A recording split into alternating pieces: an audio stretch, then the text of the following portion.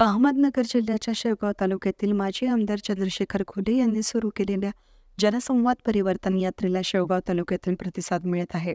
9 जुलैला मंगळवारी बोधेगाव, हातगाव, सोनविहीर, लखमापुरी, प्रकुवाडगाव या ठिकाणी झालेल्या जनसंवाद परिवर्तन यात्रेला नागरिकांनी मोठ्या संख्येनं उपस्थिती दर्शवली. यावेळी माजी आमदार नरेंद्र पाटील खोले यांनी गेल्या 10 वर्षांपासून आपल्या हक्काचा प्रतिनिधी नसल्यानं या अनेक अडचणींना सामोरं जावं लागत असल्याचं सांगितलं. आपल्या तालुक्याला कोणी वाली राहिलेला नसून अशी परिस्थिती सध्या झाली आहे. जायकवाडी धरणामध्ये शेवगाव तालुक्यातील शेकडो एकर जमीन गेल्यानं त्या जमिनीवर पाण्याच्या जीवावर पैठण, संभाजीनगर, नांदेड 5 स्टार MIDC कंपन्या चालू असून हा भाग सुजलाम सुफलाम झाला असून शेवगाव, पाथर्डी या तालुक्याला पिण्याच्या आणि शेतीच्या पाण्यासाठीचा संघर्ष करावा लागतोय. यापेक्षा दुर्दैवी बाब कोणतीही नसून पावसाळ्यात देखील शेवगाव तालुक्याला टँकरद्वारे पाणी पुरवठा चालू करावा लागत आहे आणि ही अडचण दूर करायची असेल तर आपल्या हक्काचा माणूस विधानसभेत पाठवावा लागणार आहे. यावेळी ज्येष्ठ नेते काकासाहेब नरोडे, पंचायत समिती सभापती क्षितिज भैया खोले, जिल्हा कार्याध्यक्ष संजय कोळगे, एकनाथ कसाळ, कुंडलिक गोरतळे, अनिल गोरतळे, प्रसाद पवार, ज्ञानदेव गोरतळे, रामजी अंधारे उपस्थित होते.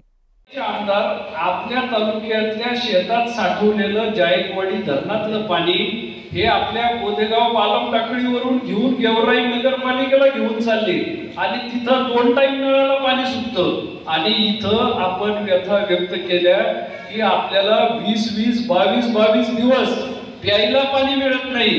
हे काम कोणाच आहे?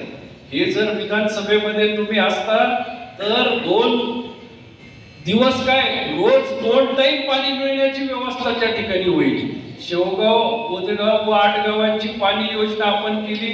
10% सुद्धा रक्कम आपल्याला भरावी लागली नाही, पण परिसर अभियांत्रिकीच्या अधिकाऱ्यांकडून ही योजना व्यवस्थित चालवण्याचं काम हे त्या भागातल्या लोकप्रतिनिधीचं असतं.